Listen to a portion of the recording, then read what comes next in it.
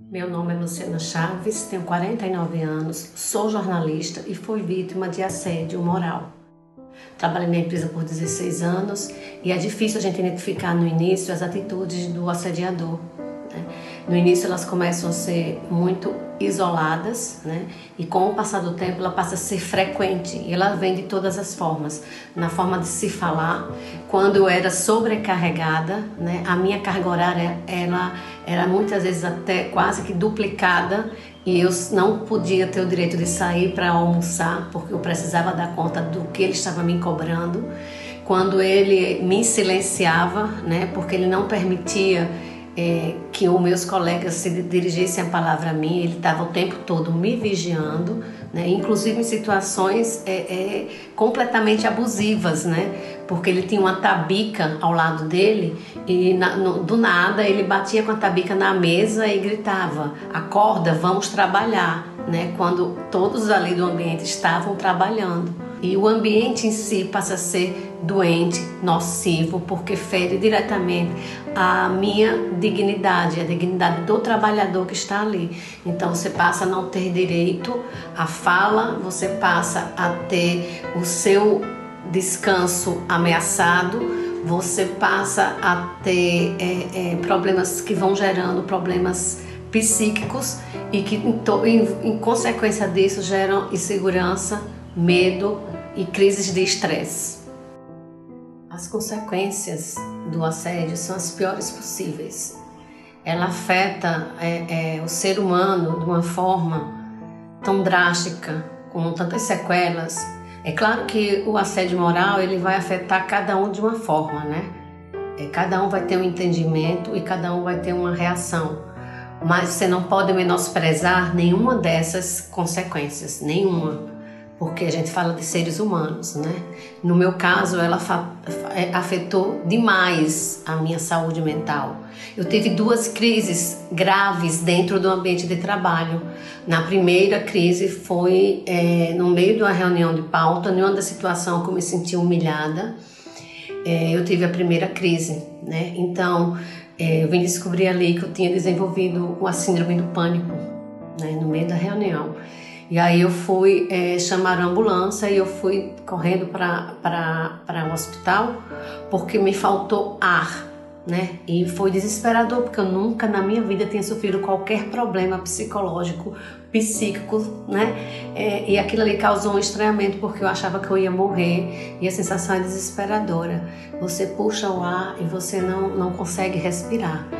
E quase um ano depois eu sofri a minha segunda crise também no meio de uma reunião, né, no meio da situação vexatória ali, onde aquilo ali já estava abalado, onde uma das consequências é seu sistema nervoso, né? Você tem crises de choro e eu não era a única pessoa a sofrer a crise de choro no ambiente de trabalho, uma colega também passava pela mesma situação, ela também, a gente muitas vezes saía da nossa sala e ia para o banheiro chorar, né? Quando a gente se sentia humilhada.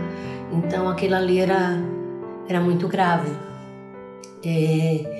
Você se sente a pessoa mais incapaz. E eu nunca tive esse tipo de problema. Eu sempre me considerei uma pessoa forte, segura, né? E o assédio ele passa a fazer você perder a sua autoestima, a sua segurança, a sua consciência de capacidade. Você tem ela ameaçada. Na minha segunda crise foi tão grave que eu tive meu lado esquerdo paralisado e não deu tempo nem de chamar a ambulância. Alguém da empresa mesmo prestou socorro até o hospital. Então, assim, essas consequências do assédio, elas foram tão mais graves e as sequelas ficam tão para posterior ao ambiente de trabalho, porque eu posso declarar que no meu caso eu acessei os lugares mais sombrios que eu jamais imaginei que na minha vida existisse, né? Eu cheguei a pensar em tirar a minha própria vida.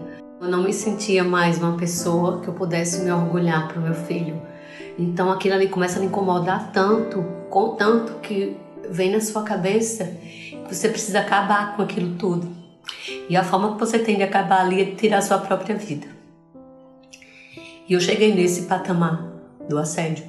Eu cheguei nesse patamar, então as consequências são as piores possíveis porque ele inclusive interfere nas suas outras relações.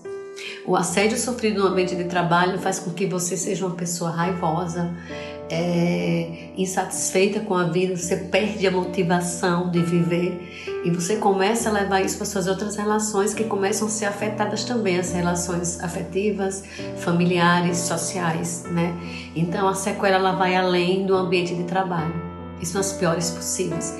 E até hoje eu ainda não me recuperei, ainda faço tratamento psiquiátrico e psicológico e as sequelas ficam. Mesmo não estando mais no mesmo ambiente de trabalho, eu não consegui me adaptar a uma relação de trabalho ainda, porque a cada situação que me lembre o assediador, é meio que eu desse um passo para trás e a saúde mental ela regride. Então, as sequelas do assédio moral elas são graves, muito graves. O conselho que eu dou para as pessoas que estejam passando por situações semelhantes de assédio, seja ele sexual ou moral, né, é que não menospreze os primeiros sinais. Hoje eu posso falar sobre isso, não menospreze os primeiros sinais, porque é a sua saúde mental que está sendo danificada. Então, não tenham medo, denuncie. Eu relatei o fato para a chefia superior. No meu caso, eu fui ignorado, né? Mas tente comunicar ao superior e se isso não for suficiente, procure ajuda nos órgãos que possam te ajudar, né? Eu fiz a denúncia do assédio na Justiça do Trabalho. E a Justiça do Trabalho reconheceu que eu sofri que eu fui vítima do assédio. O assédio é crime e as pessoas que praticam assédio, elas têm que parar. Elas têm que parar. Eu levei até o final porque da forma que eu pensei em tirar minha própria vida, e eu graças a Deus, eu consegui controlar, né? Alguém pode não controlar. E aí eu pergunto, o assediador, ele dorme tranquilo, sabendo que ele está danificando a vida de outra pessoa? E as sequelas que essa pessoa vai ter ao longo da vida? Isso é muito grave, é muito sério. Então denuncie, não se cale. Assédio moral é crime.